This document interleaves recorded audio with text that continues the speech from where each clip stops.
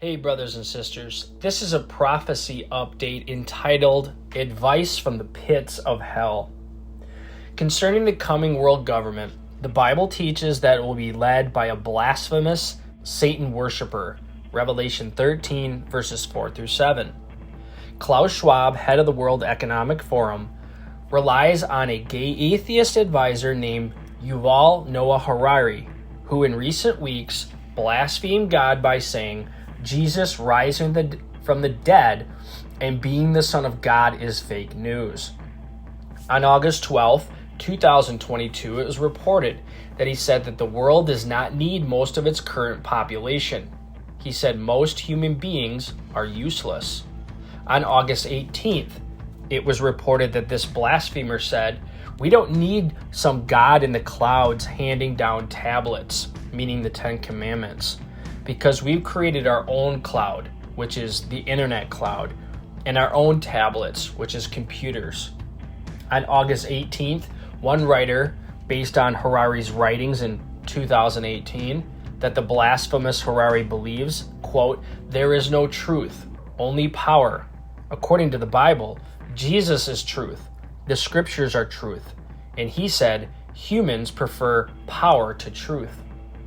Now, I'm not Harari's judge, but world leaders appear to be getting advice from the pits of hell as they structure their temporary New World Order. Sadly, most of the church and media remain lukewarm and silent, and many of America's leaders, including the President of the United States, support the coming satanic New World Order. Here are some recent current events that seem to indicate that the New World Order will soon take over this world. Number 1, concerning the Battle of Gog and Magog. On August 17th, Israel and Turkey announced that they will return to the full diplomatic relations. Some have asked what this means.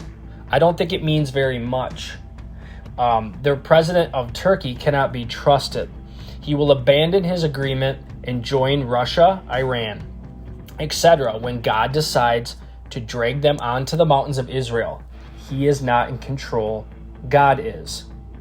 Concerning the Messiah, on August 19th, the speaker on a prophecy program said that an Israeli rabbi is saying Messiah will return after Rosh Hashanah this year, September 25th.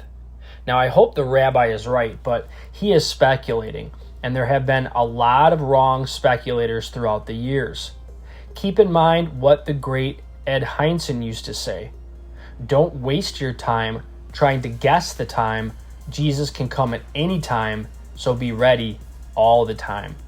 When he comes this Rosh Hashanah or whenever, we will definitely need to be ready.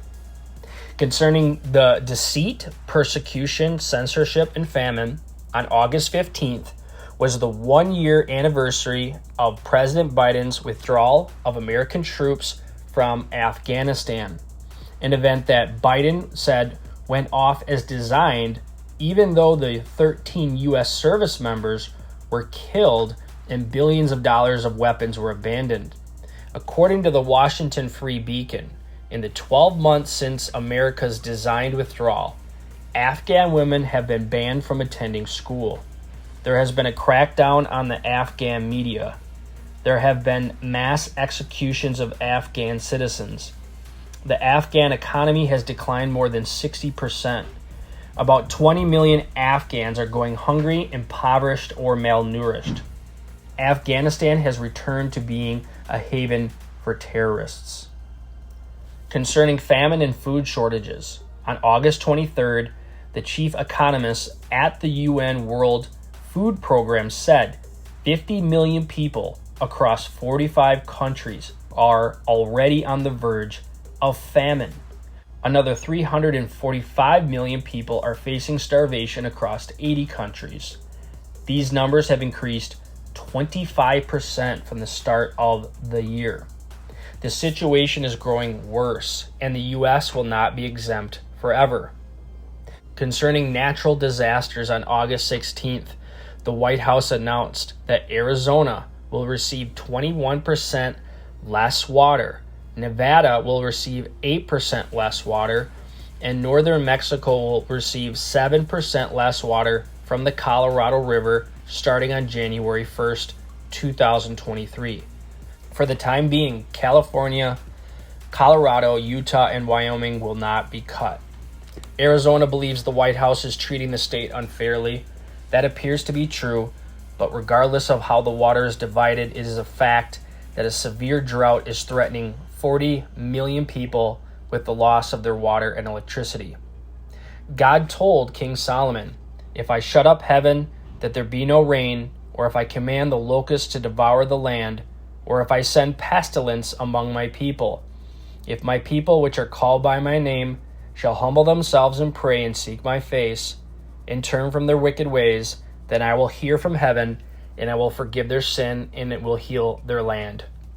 Concerning threats to America, on August 22nd, Tulsi Gabbard, former rep from Hawaii, said, "The greatest threat to our democracy is not Trump voters or parents protesting at school board meetings, but the permanent Washington elite, which has weaponized the government and teamed up with corporate media to intimidate and silence those who dare to disagree with them." Many prophecy teachers call the permanent Washington elite that Gabbard was referring to the shadow government, because they influence America's government and are working to surrender America's sovereignty to a world government. A recent poll found that 74% of those polled think America is going in the wrong direction. Finally, are you rapture ready?